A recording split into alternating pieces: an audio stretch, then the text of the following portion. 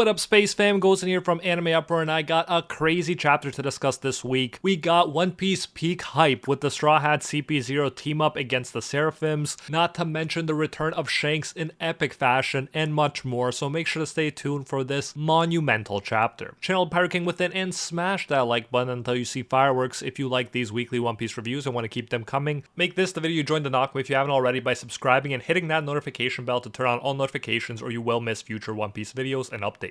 This chapter is called Old Friends because we got surprise appearances from some fan favorite characters, but we'll save that for later. We got an awesome color spread this week of the Straw Hats, and as usual, great to see the Nami love. But back to the chapter itself, we got Luffy and Zoro being confronted by the Mihawk Seraphim and the Kuma Seraphim. Last chapter, Kaku and Lucci were asking to be released so that they could help fight the Seraphims. As mentioned during the last chapter, I felt like they would release them because they can't let them die in handcuffs. Plus, who doesn't like one of those moments where old enemies have to team up to fight a new enemy? Zoro is now saying that, yeah, even if they fought together, he can't see a future where they'd let the Straw Hats lock them up again. Kaku is the rational, lying one. He's calm and collected and telling them what they want to hear. He says, that's not true. If we can get through this crisis, we'll keep quiet and let you lock us up again. We then get a hilarious moment of Luffy being naive and taking everything at face value. He simply says, alright, that's fine by me, while Zoro freaks out at him saying Kaku is obviously lying. In the meantime, Seraphim Mihawk goes in for an attack, and we see something very interesting indeed. Turns out that just because Mihawk doesn't have Devil Fruit powers, it doesn't mean that S-Hawk doesn't. As they did with Seraphim Jinbei, they decided to give S-Hawk a very fitting Devil Fruit, particularly the Dice Fruit, the power we've seen from Daw's Bones, aka Mr. One. He uses the power to turn his leg into a blade for a second and sends a slash attack flying at them with it. Zoro is shocked to see it and immediately recognizes the power of the Dice Fruit. Kaku keeps trying to convince Zoro to free them, since as things are, he needs to protect them, and he keeps egging him on to just release them, so he doesn't have to worry about them and they can help. It's Punk number 1, aka Daft Punk, who asks them point blank what their mission is. And I love how honest Lucci is here. He says point blank that his goal is the elimination of the 7 Vegapunks. Kaku's reaction is hilarious as he says, Vegapunk's literally standing right in front of you, Lucci. I love their dynamic, I really do. For antagonists especially, it's very well done. And it's clear that Kaku and Zoro are the 2 rational ones, while Luffy and Lucci are the 2 upfront ones. Daft Punk then says it also doesn't seem like Stussy will get off the hook for betraying them, and Lucci hilariously says, yeah, I'll never forgive her.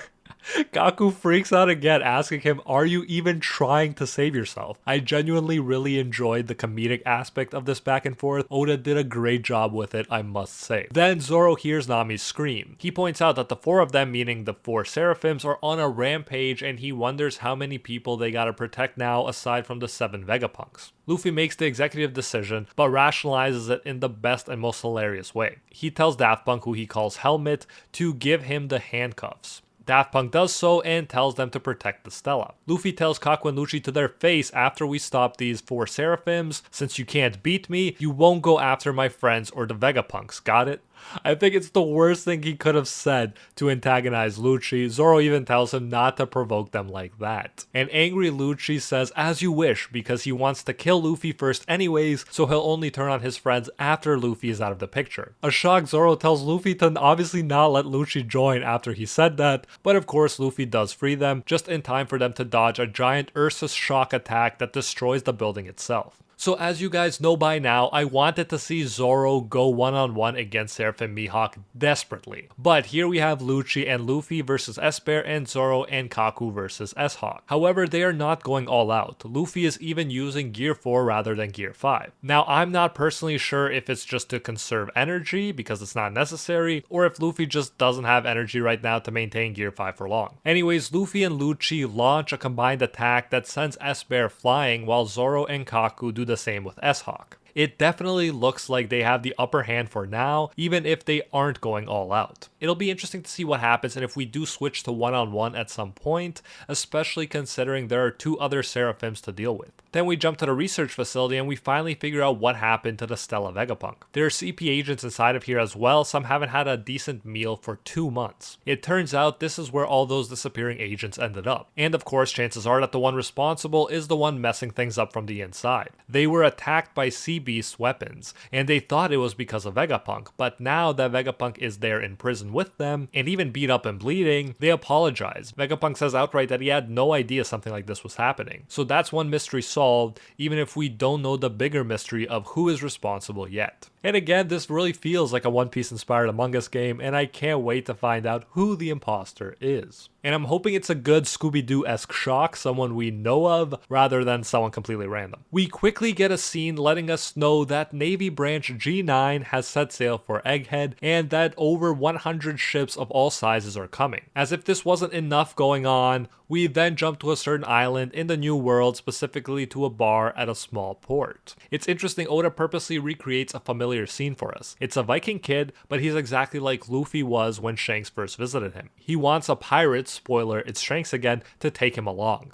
Shanks, like last time, tells the kid that he can't come, and he calls him a hot-headed brat, and the kid is upset, just as Luffy was. There's even another woman there working at the bar to try to speak some sense to the kid, and of course to flirt with Shanks. The kid says he doesn't care if he upsets Shanks, since he's going to be the boss someday. And then one of Shanks' men interrupt him while he's drinking, telling him, "Big boss, someone just attacked us." He says it looks like it's going to turn into a fight. And if you recall, Kid was at Elbaf last time we saw him, so this is interesting stuff. Shanks wonders if it was good timing or bad timing since they were just about to depart. He says that it looks like they talked for too long. He thought both of his friends were dead, so he couldn't help it when he saw them there. And the reveal, which we'll get to soon, of who these old friends are is big. Pun intended. But for now, it's so nice seeing Shanks' crew here as well. I feel like this is the most attention Oda paid to Shanks and his crew since the first chapter. Beckman says the enemy is surely angry at them, while Rue laughs and says, yeah, they know who he holds a grudge against. The kid is excited that this fight may start a war. Meanwhile, Shanks tells him to set sail, while the crew asks, are we really doing this, boss? And whenever someone says, are we really doing this, boss? It just hypes up the situation so much. And the woman working at the bar is clearly infatuated with Shanks, as he says he won't let the island turn into a battlefield.